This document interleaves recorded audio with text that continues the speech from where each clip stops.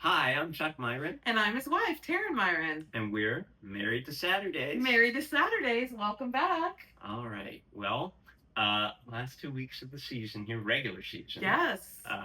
Getting to the end, but we still got the playoffs, championship games, and the playoffs left to go. Yeah, we have quite a bit of college football left. Right, and we're starting to find some things out though. Yes. As things starting to gel, and some really pivotal games this weekend. Exactly. Let's start with your pivotal game this weekend. Well, it's important for Tennessee uh, uh, going down to Florida, Yes, right? yes. This is a rivalry game for us. Maybe not quite as deep a rivalry as Florida represents for you, but Tennessee hasn't won in Gainesville since 2003. It's a long drought. That's 22 years, and this is an opportunity for Tennessee to break that, for Josh Heupel to get his first win in Gainesville, Yes. and to also fight the perception, which has been largely the case, that he has not been able to win on the road. Now, you Tennessee enters as a team that has had an up and down season in a couple different ways. The Vols have actually sort of played better in their losses than their wins. Right. Tennessee, of course, struggled against Arkansas, struggled against Mississippi State, had to go to overtime. Yes. Struggled against Kentucky, and then of course almost beat Georgia, lost by a field goal, missed a field goal and then lost by a touchdown in overtime.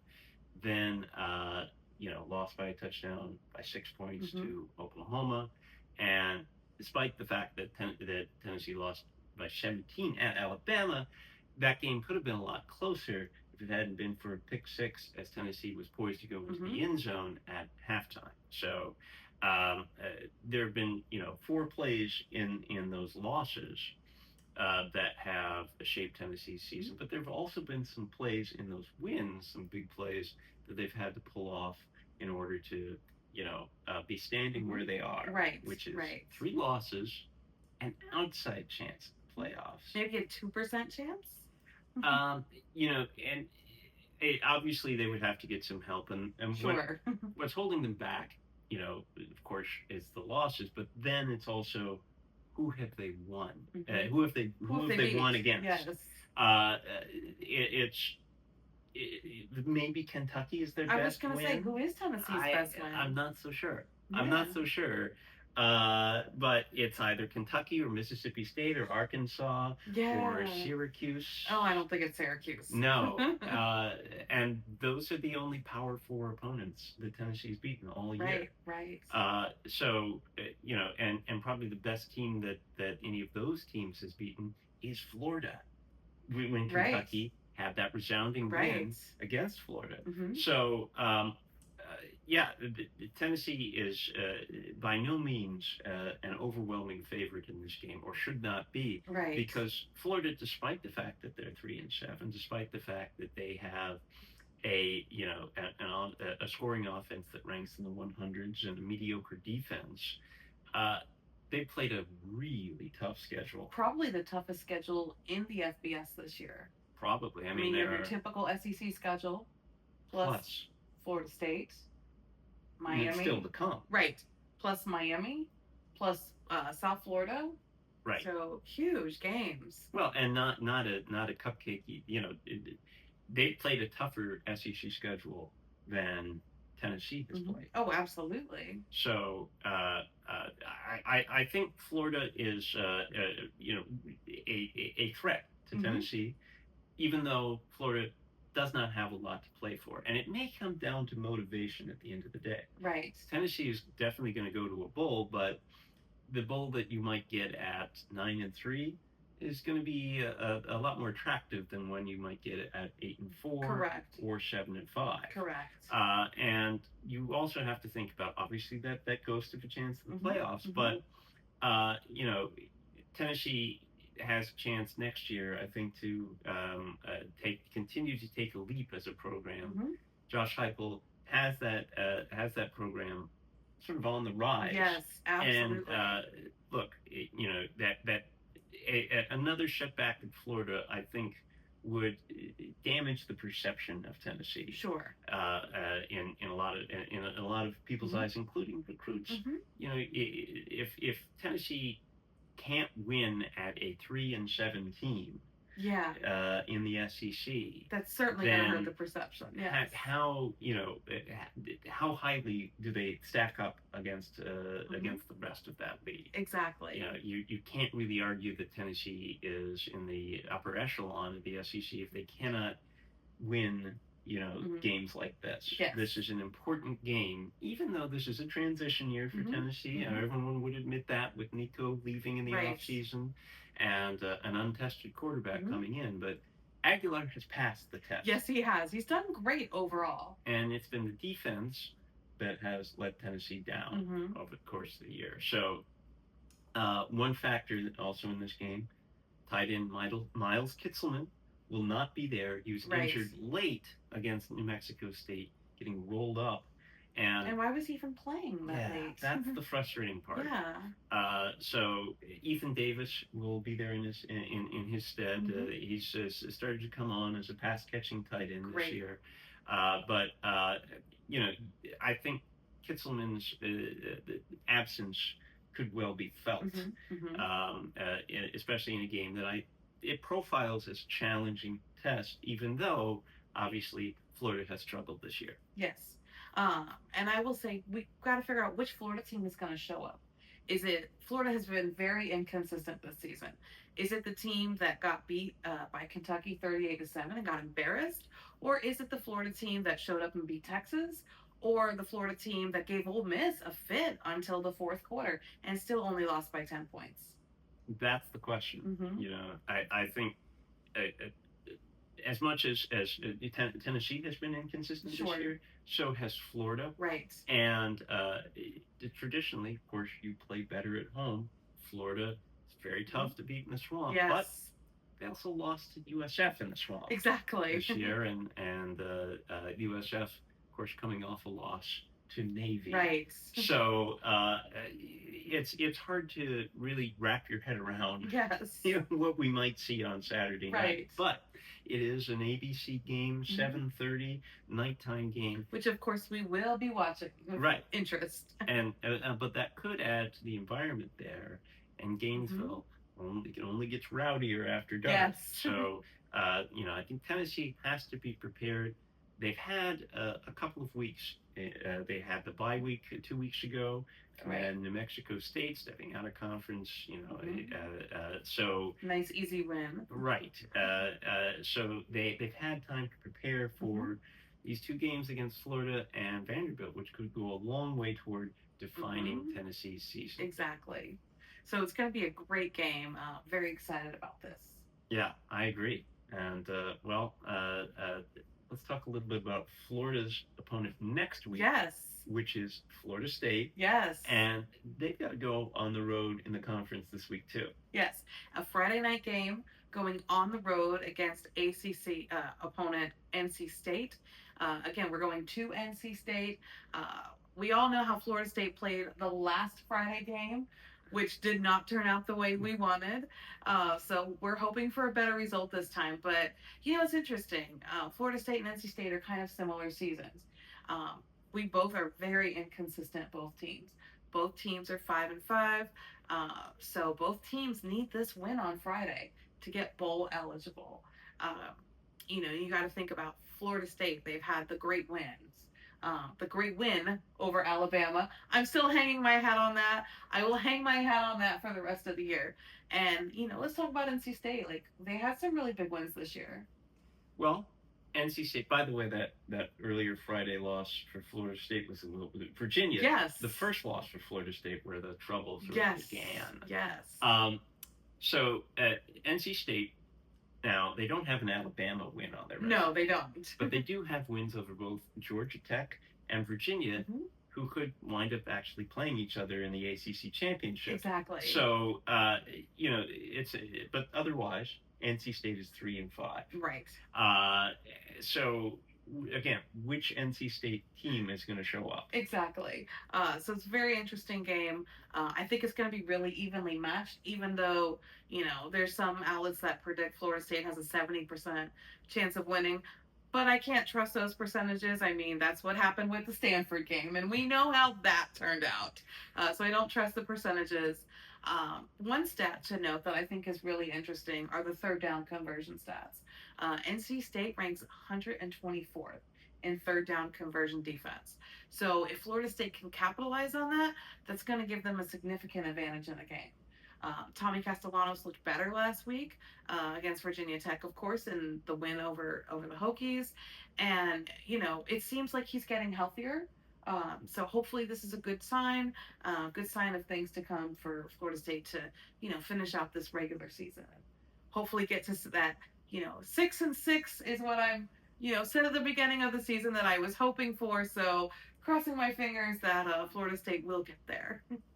They profiled like a 6-6 team Yes. so far. Yes. The Castellanos health story, I think, has been quietly maybe one of the biggest for Florida State all year. Yes. Because they've really struggled without him being at 100%.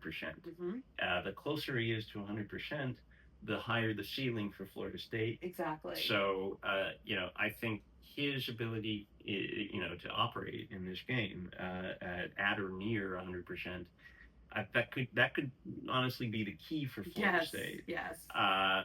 So I think but certainly this profiles as a 50-50 toss-up kind of game. Right, I agree. Both teams have the same record, 5-5. Both teams capable of high highs and low lows. Yes. It is in Raleigh, right, which gives NC State a home field advantage. Yes. And so I think look, it's almost a toss-up type game, but right, it may come down, like I said, to Castellanos and his health. Exactly. So a great game. Of course, we'll be watching that Friday nights. Yeah. So let's talk a little bit about some of the other teams that are. We know Florida State's not ranked. No. Tennessee is ranked. But let's find out if the teams around them are overrated, underrated, or properly rated. We'll look at the CFP, the College Football Playoff Committee rankings, the top 25 rankings, since those are, that's where the rubber meets the road, right, more so than the AP at this point. Right. So let's talk about those College Football Playoff Committee rankings. We're going to start at the bottom with number 25. We have Arizona State. So Arizona State is not the same team without Sam Leavitt, the quarterback. Who had a spectacular performance in the playoffs last year. Yes. And showed some of that same brilliance this year before he was lost for the year. So right. I think Arizona State, they're a 3-loss Big 12 team, propped up though by what they did before Leavitt got hurt. Agreed. I don't think we're going to see them stick around in the rankings. I think they're overrated. I agree with you. Unfortunately, because Leavitt is out for the season, you don't want to rank a team based on a player's health. We can certainly relate to that to Florida State from 2023.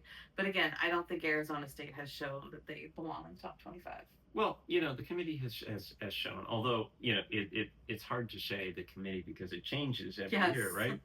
But traditionally, injuries have been a factor in their rankings. So it's a little surprising to me that they put Arizona State in. I agree with you. Well, let's go up to number 24. This is a group of 5 team, Tulane. Tulane does not belong. Okay, tell me more. I don't know if we're going to hear the names of any other group of 5 teams here. But I would certainly hope we would, because Tulane doesn't profile as better than North Texas, one-loss team, right? Better than James Madison, another one-loss team. They played in Mississippi, and right. They lost. Sure, which is kind of to be expected, though. So there's nothing about Tulane that just it says to me, well, that's the 24th best team in the country right there. I think they're overrated. All right. Well, and I agree with you. They're definitely overrated. They should not be in the polls. Let's go to number 23. This is a two-loss Big 12 team, Houston. So Houston, I I I don't I don't think they are. So I know Cincinnati is not ranked. Isn't Houston the basketball school? Well, Houston is a great basketball school. Tennessee's about to play them coming up this week. But look, uh, I don't think I think Cincinnati should be ranked ahead of Houston. I agree with you. Even though Cincinnati stubbed its toe last weekend, kind of spoiling what would have been a showdown between Cincinnati and BYU Yes. for that Big 12 championship game slot. Right. Houston, I don't think is a better team than Cincinnati, although they could find themselves in the Big 12 championship Yes. game now themselves because it's a mishmash with all those two lost teams. Yes. But I would say a little overrated, just simply because Cincinnati's not there. Right. So do you think Houston should be in the rankings at all, even though they're 23? I think they belong. They probably belong more so than Arizona State or than Tulane. Maybe so, at number 25. Yeah, I think they're just slightly overrated. Okay, I agree with you. Number 22, out of the SEC, we have Missouri. They're a three-loss team. Well, it's not so much the losses, but it's who've they beaten, and they don't have. I can't identify a quality win with them. Right. That's the problem with Missouri right there. Even though you say, well, 3-loss SEC team, Tennessee is in that group too. Why would Tennessee? Why not Missouri? Because Tennessee does not have the wins either. Correct. Although they've pushed the teams that they've lost to more so than Georgia Missouri. and Oklahoma, for example. The eye test comes into play here. Right. But I think this may be some SEC bias a little bit, simply because Missouri does not stand out.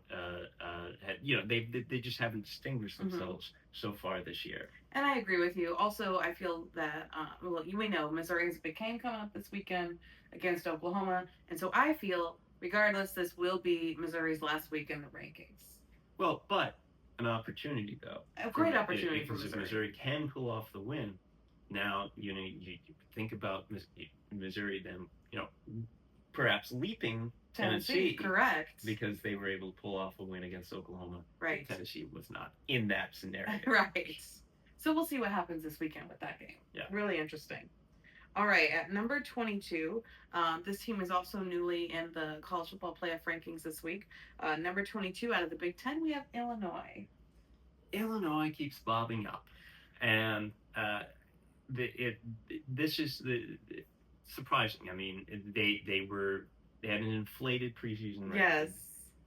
Got knocked down a tremendous peg by Indiana, which, of course, not really a surprise. Correct. Indiana is very deservedly in the top 3. But this is this is an Illinois team that also has failed to distinguish itself. Is compiling wins against the bottom half of that Big Ten. Right.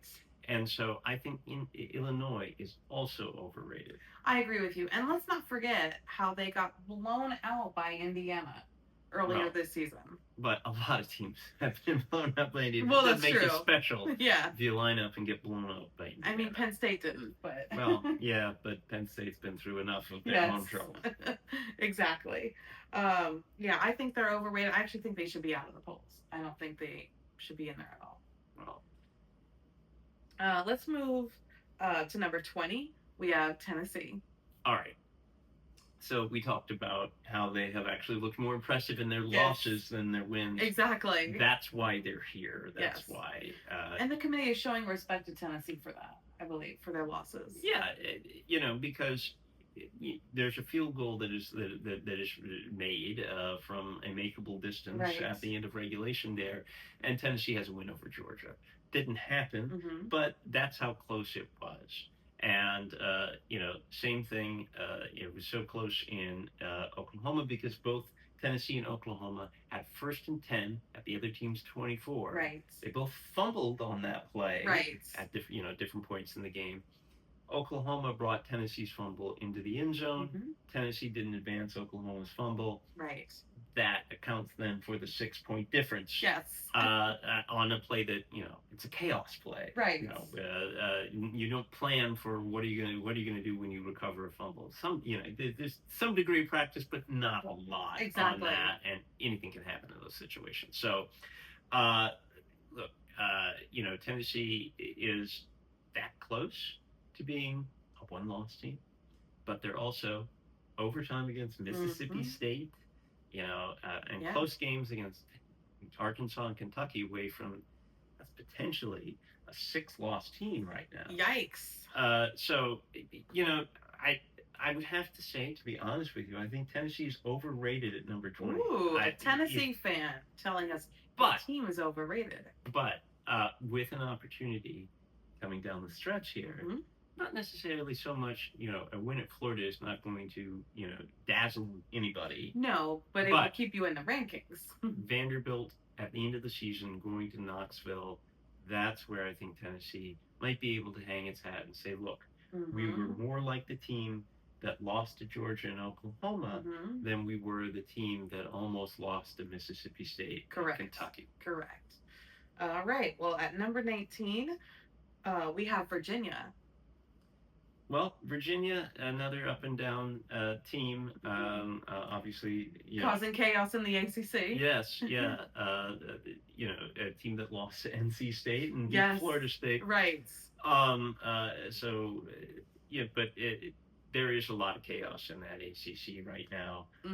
Nobody has really distinguished themselves. Yes. That's the sort of thing that I looked for, with the Big 12 teams before Texas Tech distinguished itself. Right. I think Virginia belongs. Might be slightly overrated, though, at 19. That said, I think what you want to see here, if you're thinking about these teams, is now a run of ACC teams stacked up against each other, because there's not a lot to distinguish one from the next. Well, I actually think they're properly rated for right now. But we'll see how the rest of the season plays out. But as of today, I believe Virginia is properly rated as a 2-loss ACC team. Well, let's keep going up on those rankings. So number 18, we have out of the Big Ten, Michigan. Michigan is a really intriguing team because they only have 2 losses and they have a tremendous opportunity to get a win against Ohio State, who they have, a winning streak against at the end of the season next week. So Michigan has a chance to play itself into the playoffs. I think that profiles as a playoff team if they can get a win against Ohio State. Right. But it's a tall order. And Michigan has otherwise not really distinguished. They have also struggled this year in their games, in their wins. Yeah, and they lost to Oklahoma by a wider margin than Tennessee did. And so, look, I think Michigan, just based on what they've done so far, is overrated. But in terms of their potential, they're kind of underrated. So I would say, that all kind of washes out to, to a properly rated team. Right. And again, I think in next week when Michigan plays Ohio State, that's everything for Michigan. That's everything. That's the season, but it is every year. So yes, exactly. That's especially in recent years for both of those teams. All right. Well, let's move up to number 17, and the 3-loss team in Texas. Wow, another inconsistent type team, and interesting that Texas sits there at 3 losses, that peg above Michigan. Very interesting. I think Texas is overrated. I do too, slightly. Right, because and listen. Losing to Georgia is no, like that doesn't make you special. A lot of teams have lost to Georgia this year. A lot of teams have, but not by the score of 35-10. Yes. They just got shellacked. Yes. And I think it's the way they lost that game that makes me think, Texas should be farther down. Maybe Texas should be closer to Tennessee's ranking. Right. Again, 2 3-loss teams. but has what is it? That Texas has ultimately a little bit better wins, I guess Sure. you'd say. But you take that data point of how they performed against Georgia. Mm-hmm. I mean, with a common opponent, Right. it does not look very good for Texas, but also a common opponent with Oklahoma. And The Texas caveat beat them. there Yes. is Oklahoma did not have John Mateer Right. when Texas played them. John Mateer was there for Oklahoma against Tennessee. He was. So I look at that and question, why is Texas ranked above Tennessee? Really shouldn't be. I think it's a great debate for the committee, especially if after this week, depending on what happens with Tennessee, Florida. Yeah. So I think that's an even greater debate to be had if Tennessee beats Florida. Yeah. Then I think you should see Tennessee leapfrog Texas. I do too. All right. So number 16, we have Georgia Tech. Well, we should have had these ACC teams, coming in a row here with Georgia Tech and Virginia. Yes. I guess because one loss, is different from two losses. Yes. Georgia Tech still has to play Georgia. Mm-hmm. That's not going to affect them for the ACC championship, though. In fact, Georgia Tech, with Pitt looming, this weekend, Georgia Tech can play itself into that ACC championship game. With a win, they would go. Yes. I think Georgia Tech is the class of the ACC. Mm-hmm. I do too. Although, I know there's another team yes. That we might be about to hear, and I hope it won't take too many more spots in the poll to hear that other team because, it seems the committee has a little bit more faith in this other team. Right. I think Georgia Tech is quite underrated. Yes, they stubbed their toe against NC State. That is their one loss. But other than that, Georgia Tech has been playing great. I mean, Haynes King has been phenomenal this year, along with the rest of his team. Brent Key has done a great job with the coaching. So I feel like Georgia Tech is incredibly underrated here. Well, the leaky defense is what has held Georgia Tech back. They've struggled on that side of the ball. Obviously, Haynes King is a great leader at quarterback. Yes. I think it's at this range of but one loss. There are a lot of one-loss teams that think of Alabama. Yeah. Alabama's a two-loss team now. That's true. That's right. Now they are. But there are but I'm thinking, about bad losses.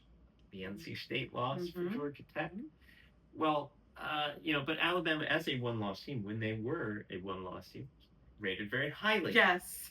I'm not saying that Alabama is analogous to Georgia Tech, but I am saying, look, Georgia Tech is being punished for one loss in a way that other teams are not. Right. And I think Georgia Tech is underrated. I do too. All right, well, let's get into that top 15. So at number 15, we have USC. So USC, a couple spots in front of Michigan. Which makes sense. Absolutely. Because they beat them. Right. That's really the only distinguishing factor between the two teams. USC does not have a marquee win. Right. But they have an opportunity to get one against Oregon. This week, yes. Big game. And they have to go to Oregon. But this is another team that, like Michigan, can play its way into the playoffs. Exactly. If you are USC, you could have that two-loss resume and a win at Oregon. Now, where I think it might get interesting at the end of the year is if USC beats Oregon and Michigan beats Ohio State. Exactly. Then you have two-loss Big Ten teams with impressive wins. And how much room does the playoff have for both of those teams? But you have to think any win over Ohio State would be better than a win over Oregon. Absolutely.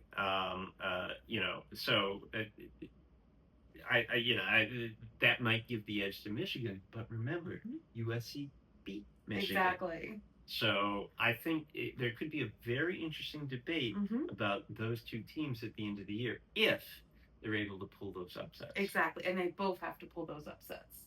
Right. So it's a tall task. Lots of great debates, as we get closer to the end of the season.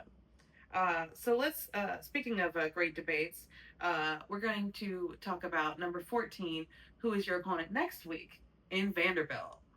So Vanderbilt belongs here. It's a team that doesn't have a super marquee win, Mm-hmm. but they've looked impressive. They've played well. Yes, and this is a team that if they beat Tennessee, that could be a play-in game Mm-hmm. for Vanderbilt. Exactly. And they would have to go on the road to do that Yes. in a couple of weeks. I think that there's going to be a lot of hype around that game, more so than we've seen. That could be Vanderbilt's most important game. I think so. To date. Ever? I don't know about ever, but maybe. I look. Huge game for Vanderbilt. Right, exactly. Diego Pavia.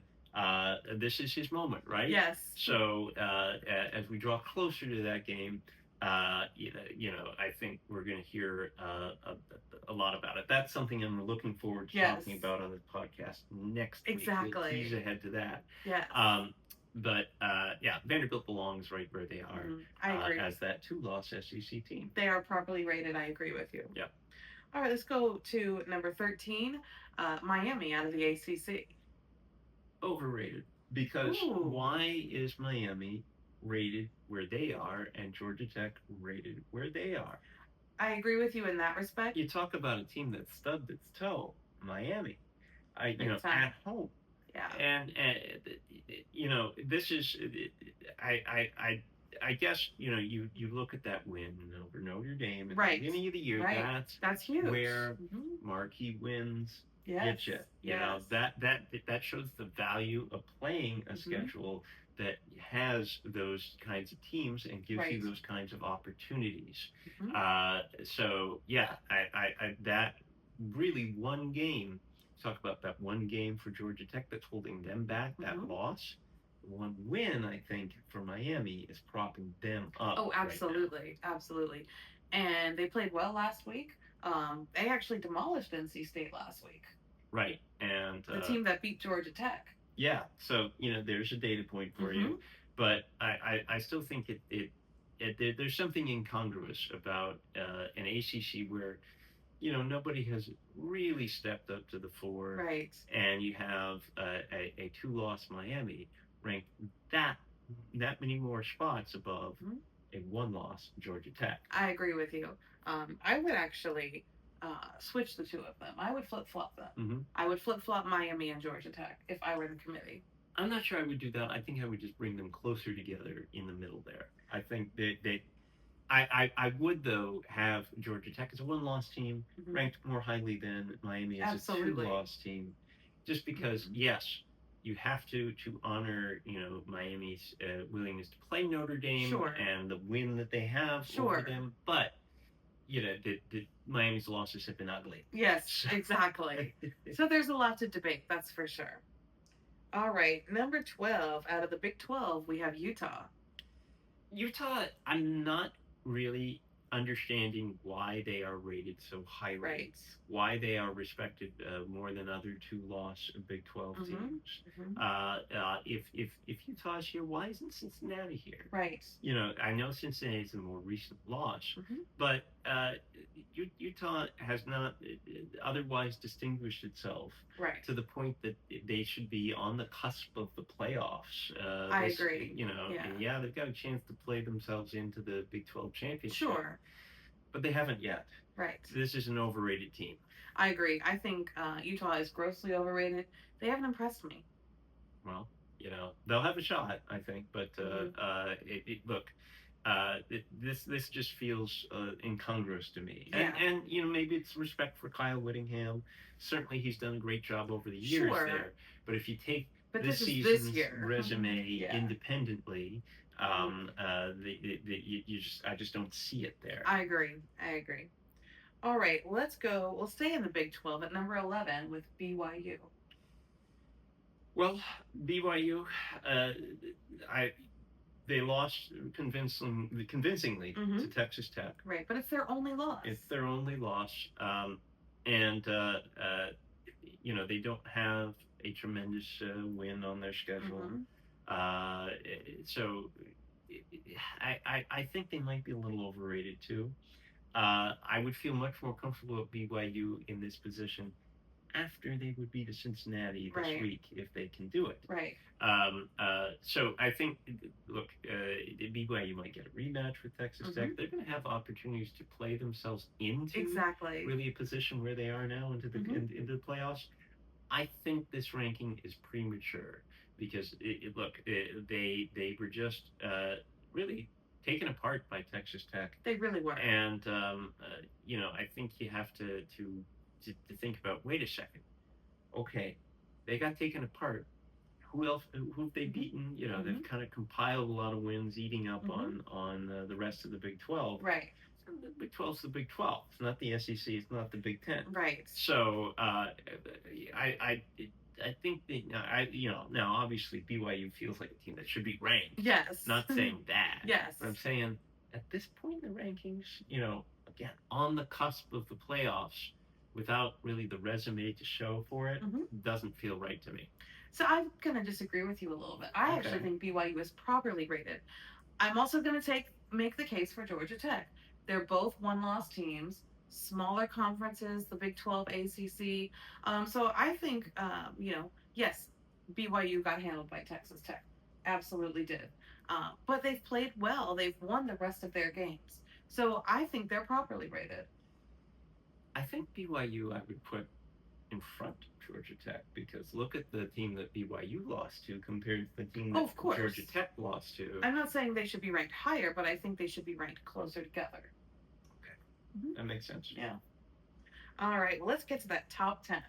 So we had some changes this week in the top 10. And we're going to start with number 10, who had a big loss this past weekend. And that's Alabama. Alabama with 2 losses. One of them understandable, mm-hmm. Oklahoma. Another not understandable, Florida State. Yes. Some big wins, including over Georgia. Yes. And Tennessee. And Tennessee. And others. Yes. They played a tough SEC schedule. Have. Vanderbilt. Right. So I think they belong here. Mm-hmm. They as a 2-loss SEC team with that caliber of schedule, mm-hmm. that seems like a team that should be in the playoffs if they were to start today, which is exactly where Alabama is. I agree. I also think they're properly rated. And again, yes, they are a 2-loss SEC team, but the wins that they have really, I think, is what's setting them apart from maybe some other 2-loss teams. Exactly. Mm-hmm. Yeah. Especially that win over Georgia. All right, number 9, we have Notre Dame. Notre Dame. Now, why is Notre Dame ranked ahead of Alabama? That's my question. That is a really interesting question because what you just said about Alabama, mm-hmm. they've got impressive wins. They do. Notre Dame, their most impressive win is against USC. Right, which is a good win. It's a good win, but think about it. But right? USC and Georgia are not the same caliber teams. Right. Think about who Notre Dame has lost to and who Alabama has lost to. Correct. And who Alabama has beaten mm-hmm. and who Notre Dame has beaten. Mm-hmm. Alabama has the more impressive wins. Now, they have a far worse loss than Notre Dame does. And that may explain it.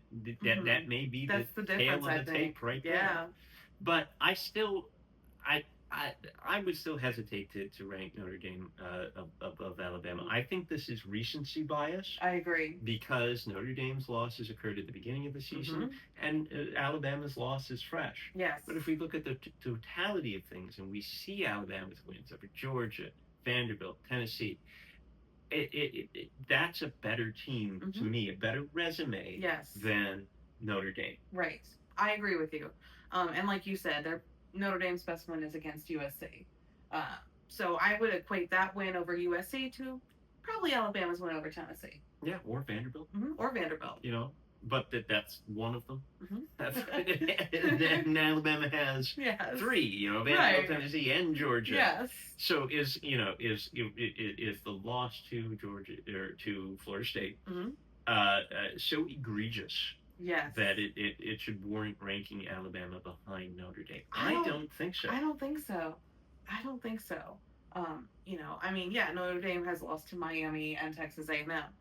And again, their losses were at the beginning of the season. Remember, Alabama's loss to Florida State was also the first week of the season. It's interesting, Miami is not getting punished for its losses. Yes.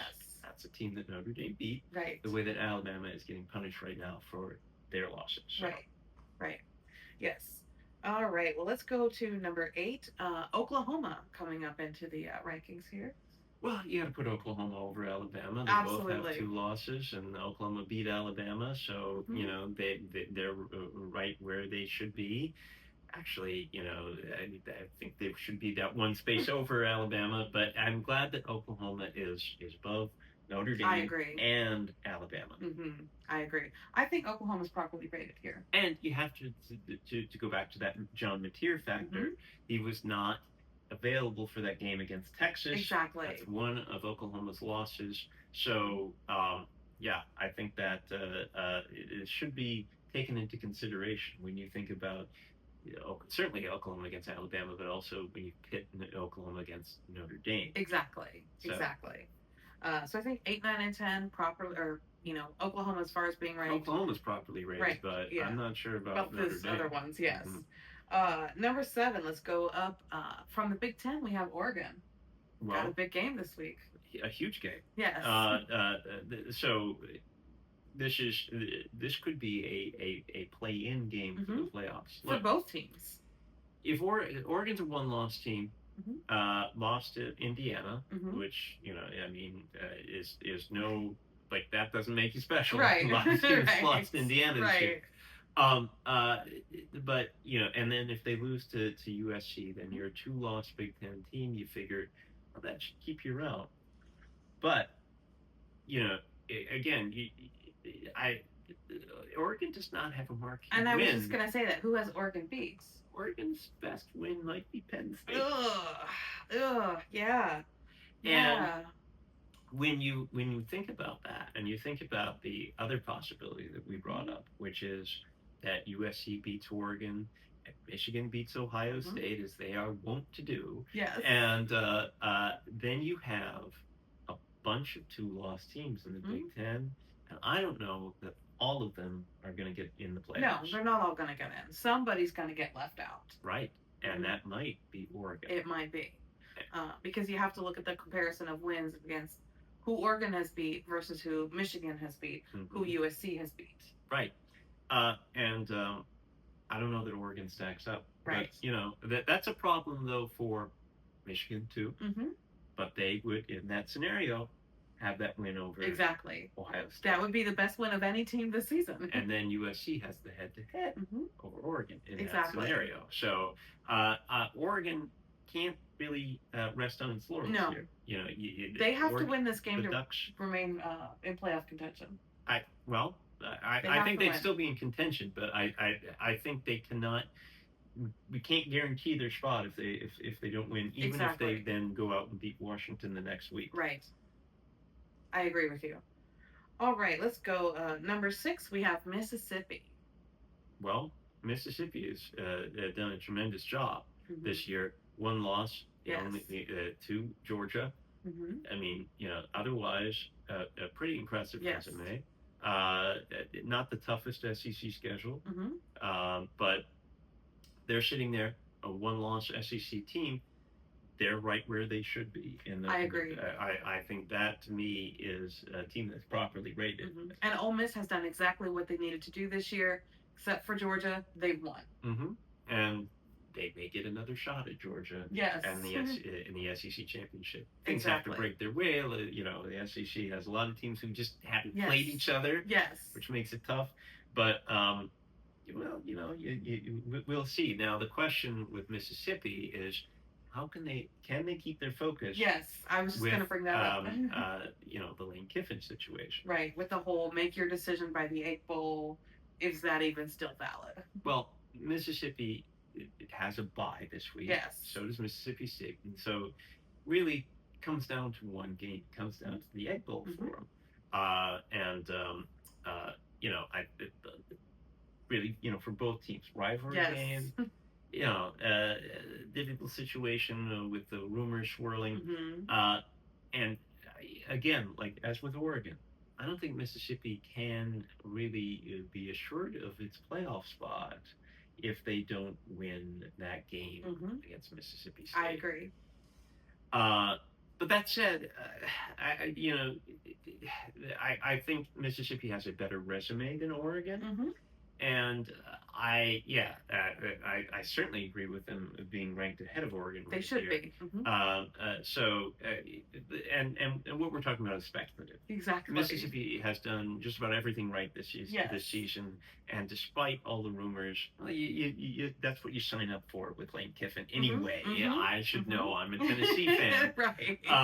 So look, Mississippi. Properly rated. I agree. They've done a great job overall this season. Well, we have some changes in the top 5 because of Alabama's loss to Oklahoma. So number 5, we have Texas Tech. Texas Tech is the class of the Big 12. They proved it against BYU. They have the one loss, but look, I think the question then becomes, should Texas Tech be number 5 or should Mississippi be number 5? I think it could honestly go either way. I think Mississippi has the better wins, actually. So I said Mississippi being properly rated. I would put Mississippi above Would you flip-flop those two teams? I would. Okay. Yes, I would. Even though I have a lot of respect for Texas Tech and what they've done in the Big 12, it's the Big 12. Right. It's not the SEC. Mississippi's in the SEC, and I think, nobody would say if at the end of the day that with comparable schedules or I mean with comparable wins and losses, I should say, one loss, Big 10 team, Big 12 team, SEC team. Who are you going to take? I think most people would take the SEC team. Agreed. 99 times out of 100, and I'm surprised that the committee didn't do that this time. Yeah. I agree with you. I would flip-flop them as well. Now, after we talk about it. Right. Okay, at number 4, we have Georgia. Now, are they a better one-loss team than Texas Tech? So this is really interesting, too, because you've got one loss. You've got this coterie of one-loss teams here. Oregon, I think we would agree, is at the bottom of it. Agreed, yes. Then you have, I would put Texas Tech above Oregon, but below, Georgia and Mississippi. Right. So you have Georgia. They've had the head-to-head win over Mississippi. Then you would have Mississippi. Then you would have Texas Tech, and then you would have Oregon. Okay. That's how I would rank. I agree with you. 4 through 7. I mean, Georgia has looked impressive all year.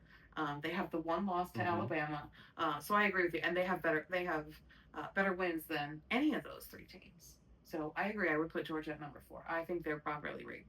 I want, how many more national championships would Georgia have this decade if it weren't for Alabama? Exactly. That's their bugaboo. That's Kirby Smart's bugaboo. Yeah. Is Alabama. And maybe there'll be another shot for him against Alabama in the SEC championship or maybe even the playoffs. It's possible. We never know. All right, so numbers 1, 2, and 3 have not changed this week. Number 3 is still undefeated, Texas A&M. Well, still undefeated. Still, despite being down 30-3 at halftime. Oh my goodness, that game. That was talk about a stub toe. South Carolina stubbed their toe in the second half. Well, but it was look, a comedy of errors in the first half put Texas A&M in that position. Yes. And so I said last week that I finally bought into Texas A&M, and look what happened. Texas A&M really embarrassed themselves. They in did. The first half. Now they did a great job coming back to 28 unanswered points in the second half, 28-0. But that was at home. Yeah. Kyle Field. This shouldn't be happening. Texas A&M shouldn't have been messing around with South Carolina like that. There's no excuse for that to say, okay, well then that's that's the top, because there were people who thought maybe Texas A&M should be number 1, undefeated SEC team. That should be number 1.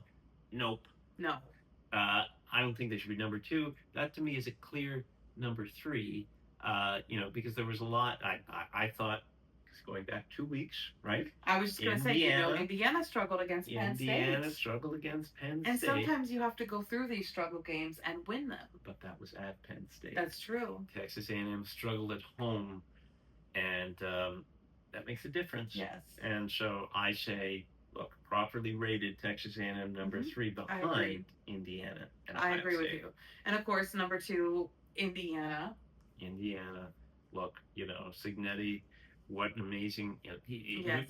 That's his name is everywhere. Yes. Deservedly so. Also because of this coaching carousel. And I think what he has done at Indiana is probably driving a lot of this coaching turnover. Right. Because other schools look at what he's done and say, well, gee, why not us? Right. Where can we find the next Kurt Signetti? Exactly. So yeah, I mean, you're right. What he's done at Indiana, no short of amazing. They just keep winning. So that's all they can do. And of course, number 1, undefeated, Ohio State, defending national champions. They also just keep winning. Well, they got one more home game against Rutgers this week. Correct. And then it's Michigan and the big one. It's really interesting. I mean, does Ohio State need to beat Michigan the way that we always thought they used to have to? Right. I don't know. I would. That's definitely gonna be a great topic for next week. Yeah, because you've got a potential game against Indiana looming. Then the week after that, how much does Ohio State pour into that Michigan game? Right. For Ohio State, it could be the least meaningful game, the Michigan game that they've ever encountered in a long time, at least. Well, now that Ohio State has proven they can win the national championship, they don't have to beat Michigan to win the national championship. Right. Well, what do they need to beat Michigan for anymore? Right. I mean, none of the fans will approach it that way, but I wonder if Ryan Day and the players will say, hey, let's not break our backs to beat Michigan if we've got Indiana the next week in the playoffs right after that. Let's, treat it like another game. Well, here's an interesting scenario. So if Oregon wins out, so if they beat USC this weekend and win out, Ohio State loses to Michigan. Is Ohio State still going to get in that Big Ten championship? And let's say Indiana wins out, they're undefeated, they're in. Who gets in at that point, Ohio State or Oregon? The tiebreakers are ambiguous.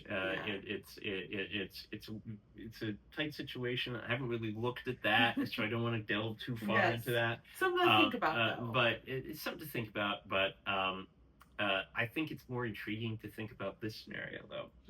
Okay, Ohio State treats Michigan as just another game, loses to Michigan at Michigan. Okay. Then you've got that Michigan with 2 losses. Then USC pulls the upset at Autzen Stadium in Oregon. Then USC's got 2 losses. Oregon's got 2 losses. Right. You have kind of that perfect storm brewing in the Big Ten. Exactly. Yeah, hello chaos.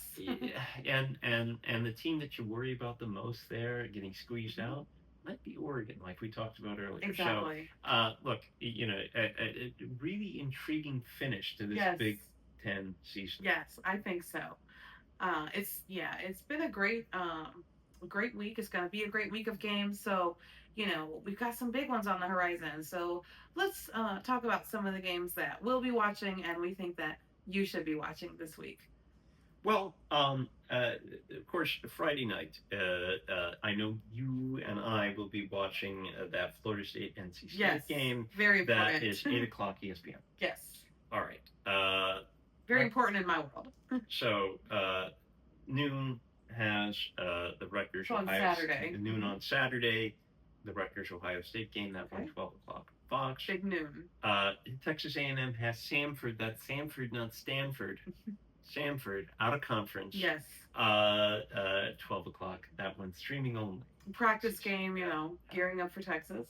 Yeah.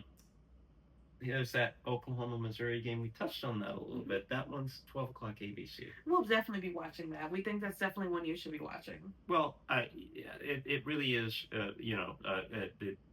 essentially a playoff game for Oklahoma. Sure. They can't lose and have a reasonable shot. Exactly. Missouri is a 3-loss team. Got ghost of a chance in the SEC. If they get a win against Oklahoma, that's a feather in their cap. So, but I wonder if Oklahoma, just coming off that big win against Alabama, if they're gonna overlook Missouri. That's my only concern for Oklahoma. They could have a letdown, but they are at home. It's in Norman, so that's an advantage for them. 12 o'clock. Here's one in the ACC. Miami at Virginia Tech, 12 o'clock ESPN. Okay. Well, in Virginia Tech news, they just hired James Franklin as the new coach. Now, he won't be coaching this game. But I'm sure he'll be there. And, you wonder how the players will react to that news. Are they going to think, hey, we've got, a guy who can help us return to prominence, or, hey, we've got a guy who's going to clean all of us out. None of us will be here. Right. Why bother showing up, this Saturday? Right. I think actually, though, just to divert a little bit, this is a good hire for Virginia Tech. Virginia Tech hasn't really been the same since Frank Beamer left. So I think, yes, the ACC is easier to win in, but again, in my opinion, James Franklin can't win the big games. So he might get them to the ACC championship. He might get them to the playoffs, but he's not going to win a national championship with this team. Well, Virginia Tech's program exists somewhere between where Franklin's last 2 jobs were, somewhere between Penn State and Vanderbilt. Exactly. Higher in the world than Vanderbilt has traditionally been. Not this year. Yes. But lower in the world than Correct. Penn State. Not to the caliber of Penn State. It's been traditionally been. So less pressure. Sure. I think the measure will be, though, can he bring Virginia Tech to the level of prominence that they had when Michael Vick was there, and which was the height of Virginia Tech football when they played you guys, and Florida lost. State, in the 1999 national championship. That's right. So, I think that's the test for Franklin. Now, maybe Virginia Tech is satisfied with a 2-loss team every year, but that stuff wears thin when you see yourself just on the cusp of something for little bit greater. A little bit greater. And knowing that, of course, Virginia Tech has been there. They have been on the biggest stage in college football. So, look, I'm not 100% sold on this hire. I'm not sure it's the right one, because Franklin just, especially at the end, the way Penn State seemed to give up after their loss to Oregon. Right. That was a bad look. And I'm not sure I would want to invest in James Franklin. Right. If I'm a program that has any sort of aspirations above, if I had national championship aspirations. Yeah. Which I'm sure Virginia Tech does. If I'm Vanderbilt, well, if I'm Vanderbilt and this year had not happened, we didn't have Clark Lee and Diego Pavia, then I would be okay with Franklin. Yes. But I'm not sold that he's the kind of guy that you want around your program, because he doesn't step it up in the biggest moments. Exactly. But he also knows how to recruit in this area. So I think that's a huge advantage for Virginia Tech. He does. It checks every box except the box you really want to check, which is win a national championship. Yep. All right. So let's see. Nothing that stands out super big in that. Except, hey, also in the noon slot, Louisville at SMU, noon, ESPN2. Okay, ACC game. Louisville played its way out of ACC contention, but SMU, with a chance, they really have probably the second best chance behind Georgia Tech and Virginia. Correct. Let's see. Let's take a look here. Now, the 3:30 games. I'm actually going to talk about one game in the group of 5 at 3 o'clock. It's streaming only, ESPN Plus. USF at UAB. Now, this is a really interesting game. Yeah, let's talk about it. USF has a chance to be the group of 5 representative, less of a chance than Yes. than they used to have before they lost to Navy. Right. Again, in a world where nobody has really distinguished themselves. Exactly. But they go to UAB, and UAB knocked Memphis off. Exactly. When Memphis was staring down a showdown with USF. So an intriguing, interesting little bit of group of 5 game there. Yes. Of course, 3:30 is USC Oregon. Talked a lot about big that game. Yes. It's also Syracuse at Notre Dame. 3:30 on Peacock. By the way, USC Oregon is 3:30 CBS. Syracuse, boy, you wonder how could that team have looked if Steve Angeli had Steve Angeli, I think it's pronounced. Yes, Angeli, yes. Yeah. It's Italian. Yeah. If he did not get former hurt. Notre Dame quarterback, okay. Yeah. He is out for the season. Right. He was the starting quarterback for Syracuse at the beginning of the year. This would have been an emotional test. And a much different game. It would have been a much different game. Not that game. So, also in the window, Kentucky at Vanderbilt, 3:30 ESPN. A trap game, perhaps. Can Vanderbilt survive Kentucky before the big game at Tennessee? Yeah. They're at home. That's going to help Vanderbilt, but a potential trap game against Kentucky. Yes. Kentucky loves to play spoiler. Yes. Yeah. That is the Kentucky spot. Yes. And they certainly look good against Florida. They certainly did. Yes. And then 3:30 Arkansas at Texas, ABC. And Arkansas is another one of those teams that likes to play spoiler. They've got Bobby Petrino there, so you can never tell what he's going to do. You certainly can't. But that would be a bad loss for Texas. Oh, very bad. At home, I think that makes a difference. Let's see. Duke is at North Carolina. Duke with a chance to get the ACC championship. Slight chance to win at North Carolina if you're going to do that at 3:30 ACC. And if you want to see Bill Belichick, tune into that game. I don't know why you do that. Okay, 4:00 ESPN2. Kansas State is at Utah. Okay. Utah. That ESPN2. Okay. I'm not sure. Again, but Utah's. I don't know that they belong at number 12. Exactly. Yeah. But they certainly have a chance to help their case this weekend. Michigan goes on the road in the Big Ten at Maryland. That one at 4:00 Big Ten Network. Let's hope this is not a trap game for Michigan as they prepare for Ohio State. Right. That Ohio State game means everything for Michigan. But they can't let it cloud their focus against Maryland. Yes. And that one in Maryland. Okay.